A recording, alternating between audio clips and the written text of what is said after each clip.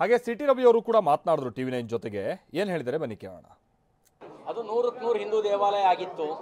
ಈ ಪಾಪಿಗಳು ಮತಾಂಧರು ಹಿಂದೂ ದೇವಾಲಯಗಳನ್ನು ಒಡೆದು 42,000 ಹಿಂದೂ ದೇವಾಲಯಗಳನ್ನು ನಾಶ ಮಾಡಿದ್ದಾರೆ ಅಂತೇಳಿ ಸೀತಾರಾಮ್ ಗೋಯಲ್ ತಮ್ಮ ಪುಸ್ತಕದಲ್ಲಿ ಬರೆದಿದ್ದಾರೆ. ವಿವರ ಕೊಟ್ಟಿದ್ದಾರೆ ಯಾವ್ಯಾವ ಹಿಂದೂ ದೇವಾಲಯಗಳನ್ನು ಹೊಡೆದಿದ್ದಾರೆ ಅಂತೇಳಿ. ಸೀತಾರಾಮ್ ಗೋಯಲ್ ಅವರು ಪ್ರತಿಯೊಂದು ಒಂದು ಡಾಕ್ಯುಮೆಂಟ್ರಿ ಥರ ಮಾಡಿದ್ದಾರೆ. ಅದಕ್ಕೆ ನಾನು ಹಿಂದೂ ಅಂತ ಹೇಳ್ಕೊಳ್ಳುವಂಥ ಕಾಂಗ್ರೆಸ್ ತನ್ನ ನಿಲುವನ್ನು ಸ್ಪಷ್ಟಪಡಿಸಬೇಕು. ಮುಖ್ಯಮಂತ್ರಿ ಸಿದ್ದರಾಮಯ್ಯನವ್ರ ನಿಲುವು ಸ್ಪಷ್ಟಪಡಿಸಬೇಕು. ಆ ಹಿಂದೂ ದೇವಾಲಯ ಒಡೆದ ಪಾಪಿ ಔರಂಗಜೇಬ್ ಜೊತೆಗೆ ಕಾಂಗ್ರೆಸ್ ಗುರುತಿಸ್ಕೊಳುತ್ತೋ ಅಥವಾ ಶಿವಭಕ್ತರ ಜೊತೆ ಗುರುತಿಸ್ಕೊಳ್ತಾರೋ ಅನ್ನೋದನ್ನು ಕಾಂಗ್ರೆಸ್ ಸ್ಪಷ್ಟಪಡಿಸಬೇಕು. ನೋಡಿ, ಸತ್ಯಕ್ಕೆ ಯಾವತ್ತೂ ಜಯನರಿ, ಸತ್ಯ ಯಾವತ್ತೂ ಸೋಲಕ್ಕೆ ಸಾಧ್ಯನೇ ಇಲ್ಲ. ಸತ್ಯಕ್ಕೆ ಯಾವತ್ತೂ ಜಯನೇ, ಸತ್ಯ ಗೆಲ್ಲೇಬೇಕು, ಅದು ಜಗದ ನಿಯಮ. ಕುರುಕ್ಷೇತ್ರ ಯುದ್ಧದಲ್ಲಿ 11 ಅಕ್ಷಯಣಿ ಸೈನ್ಯ ಇದ್ದಂಥ ಕೌರವರ ನಾಶ ಆದರು. ಸತ್ಯದ ಪರವಾಗಿ ಧರ್ಮದ ಪರವಾಗಿದ್ದಂಥ ಪಾಂಡವರು ಗೆದ್ದರು. ಹಾಗಾಗಿ ಸತ್ಯ ಗೆಲ್ಲೇಬೇಕು. ಅಸತ್ಯದ ಪರ ಯಾರೇ ನಿಂತರೂ ಅವ್ರು ನಾಶವಾಗಿ ಹೋಗ್ತಾರೆ. ಕಾಂಗ್ರೆಸ್ ಅಸತ್ಯದ ಪರ ನಿಂತ್ಕೊಳ್ತು, ಹಾಗಾಗಿ ರಾಜಕೀಯವಾಗಿ ನಾಶವಾಗಿ ಹೋಯ್ತು. ಕಾಶಿ ವಿಶ್ವನಾಥ ಟ್ರಸ್ಟ್ನಿಂದ ಅರ್ಚಕರ ನೇಮಕಕ್ಕೆ ಸೂಚನೆಯನ್ನ ಕೊಡಲಾಗಿದೆ. ಟ್ರಸ್ಟ್ ನೇಮಿಸಿದಂತ ಅರ್ಚಕರಿಂದ ಪೂಜೆ ಪುನಸ್ಕಾರ ಆಗಬೇಕು ಅಂತ ಕೋರ್ಟ್ ಸೂಚನೆಯನ್ನ ಕೊಟ್ಟಿದೆ. ಕಾಶಿ ವಿಶ್ವನಾಥ ಟ್ರಸ್ಟ್ ಏನಿದೆ ಅಂದ್ರೆ ಆ ದೇಗುಲಕ್ಕೆ ಹೊಂದ್ಕೊಂಡಂತೆಯೇ ಈ ಮಸೀದಿ ಇರುವಂಥದ್ದು. ಸೊ ಅದೇ ಟ್ರಸ್ಟ್ ಯಾವ ಅರ್ಚಕರನ್ನ ನೇಮಕ ಮಾಡುತ್ತೋ ಅವರಿಂದ ಪೂಜೆ ಪುನಸ್ಕಾರ ಆಗಬೇಕು. ಅಲ್ಲಿ ಹಾಕಿರುವಂಥ ಬ್ಯಾರಿಕೇಡ್ಗಳು ಮತ್ತೊಂದು ಅದನ್ನೆಲ್ಲವನ್ನು ಕೂಡ ತೆರವು ಮಾಡಬೇಕು ಅನ್ನುವಂಥ ಸೂಚನೆಯನ್ನು ಕೂಡ ಕೋರ್ಟ್ ಕೊಟ್ಟಿದೆ. ವಾರಣಾಸಿಯ ಜಿಲ್ಲಾಡಳಿತಕ್ಕೆ ಜಿಲ್ಲಾ ನ್ಯಾಯಾಲಯ ಇಂಥ ಸೂಚನೆಗಳನ್ನು ನೀಡಿದೆ.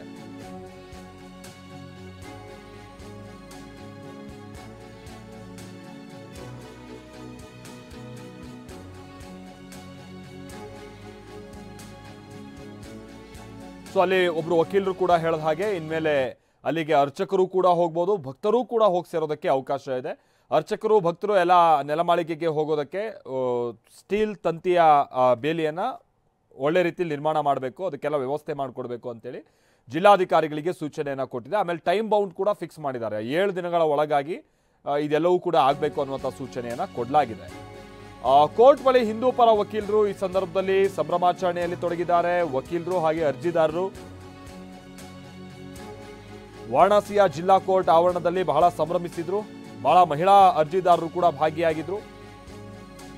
ಇದಕ್ಕೆ ಸಂಬಂಧಪಟ್ಟ ಹಾಗೆ ಬಹಳಷ್ಟು ಅರ್ಜಿಗಳು ಸಲ್ಲಿಕೆ ಆಗಿತ್ತು. ಅದರಲ್ಲಿ ಕೆಲ ಮಹಿಳಾ ಅರ್ಜಿದಾರರು ಅಲ್ಲಿರುವಂಥ ಸ್ವರ್ಣಗೌರಿ ಪೂಜೆ ಪುನಸ್ಕಾರ ಸಲ್ಲಿಸುವಂಥ ನಿಟ್ಟಿನಲ್ಲಿ ನಮ್ಗೆ ಅವಕಾಶ ಮಾಡಿಕೊಡ್ಬೇಕು ಅಂತ ಬಹಳ ಹಿಂದೆನೇ ಅವರುಗಳು ಕೂಡ ಅರ್ಜಿಯನ್ನು ಸಲ್ಲಿಸಿದ್ದರು. ಈಗ ಸಮಗ್ರವಾಗಿ ಅದರ ವಿಚಾರಣೆ ನಡೆಸಿರುವಂಥ ಕೋರ್ಟ್ 7 ದಿನಗಳ ಒಳಗಾಗಿ ಎಲ್ಲ ವ್ಯವಸ್ಥೆ ಮಾಡಿ 7 ದಿನಗಳ ನಂತರದಲ್ಲಿ ಪೂಜೆ ಪುನಸ್ಕಾರವನ್ನು ಸಲ್ಲಿಸಬೇಕು ಅನ್ನುವಂಥ ನಿಟ್ಟಿನಲ್ಲಿ ಸೂಚನೆಯನ್ನು ಕೊಡಲಾಗಿದೆ. ಈಗ ಹೈಕೋರ್ಟ್ಗೆ ಈ ವಿಚಾರವನ್ನು ತೆಗೆದುಕೊಂಡು ನಾವು ಹೈಕೋರ್ಟ್ಗೆ ಹೋಗ್ತೀವಿ ಅಂತ ಈಗ ಏನು ಮುಸ್ಲಿಂ ಅಥವಾ ಮಸೀದಿ ಪರವಾದಂಥ ವಕೀಲರು ಹೇಳ್ತಾ ಇದ್ದಾರೆ. ಅಕಸ್ಮಾತ್ ಏನಾದರೂ ಹೈಕೋರ್ಟ್ ತ್ವರಿತವಾಗಿ ಸ್ಟೇ ಕೊಡೋದು ಮತ್ತೊಂದು ಆಗದೆ ಹೋದರೆ 31 ವರ್ಷಗಳ ಬಳಿಕ ಸದ್ಯದಲ್ಲೇ ಪೂಜೆ ಪುನಸ್ಕಾರವನ್ನು ನಾವು ಮಸೀದಿಯ ನೆಲಮಾಳಿಗೆಯಲ್ಲಿ ನೋಡಬಹುದಾಗಿದೆ. ಆಮೇಲೆ ಸಂಗತಿ ಅಂದರೆ ಈಗ ಆಲ್ರೆಡಿ ASI ಕೂಡ ಅಂತ ಅಂದರೆ ಭಾರತದ ಪುರಾತತ್ವ ಇಲಾಖೆ ಕೂಡ ಮಸೀದಿಯನ್ನ ಅಂದರೆ ಒಡೆದಂಥ ದೇಗುಲದ ಮೇಲೆ ದೇಗುಲವನ್ನು ಒಡೆದು ನಿರ್ಮಿಸಿರುವಂಥದ್ದಲ್ಲ, ಒಡೆದು ಅದರ ಮೇಲೇ ಅಂದರೆ ಸಂಪೂರ್ಣವಾಗಿ ಒಡೆದು ಅದನ್ನು ತೆರವು ಮಾಡಿ ನಿರ್ಮಿಸಿರುವಂಥದ್ದಲ್ಲ, ಒಡೆದು ಅದ್ರ ಮೇಲೆ ನಿರ್ಮಿಸಿರುವಂಥದ್ದು ಅಂತ ASI ಕೂಡ ಹೇಳಿದೆ ಈಗ ಆಲ್ರೆಡಿ. ಸಿಟಿ ರವಿ ಅವರು TV9 ಜೊತೆ ಮಾತನಾಡಿದ್ರು. ಏನು ಹೇಳಿದ್ರು ಕೇಳೋಣ ಬನ್ನಿ. ಮಸೀದಿ ವಿಚಾರಕ್ಕೆ ಸಂಬಂಧಪಟ್ಟಂತೆ ಮತ್ತೊಂದು ಮಹತ್ವದ ಗೆಲುವು, ಬಹುದೊಡ್ಡ ಗೆಲುವು ಹಿಂದೂಗಳದ್ದಾಗಿದೆ. ತಮ್ಮ ಫಸ್ಟ್ ರಿಯಾಕ್ಷನ್? ಈಗ ದೇವಸ್ಥಾನ ಒಡೆದು ನಮಾಜ್ ಮಾಡೋದು ಹರಾಮ್ ಅಂತ ಒಳ್ಳೆ ಮುಸ್ಲಿಮರು ಹೇಳ್ತಾರೆ.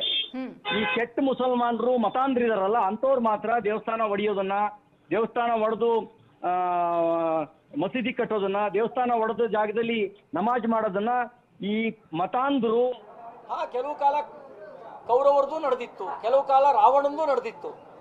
ಆದ್ರೆ ಇತಿಹಾಸ, ಚರಿತ್ರೆ, ಪುರಾಣ ಹೇಳುತ್ತೆ ಅಧರ್ಮಿಗಳಿಗೆ ಉಳಿಗಾಲ ಇಲ್ಲ, ಮತಾಂಧರಿಗೆ ಉಳಿಗಾಲ ಇಲ್ಲ, ಅವ್ರು ನಾಶವಾಗಲೇಬೇಕು.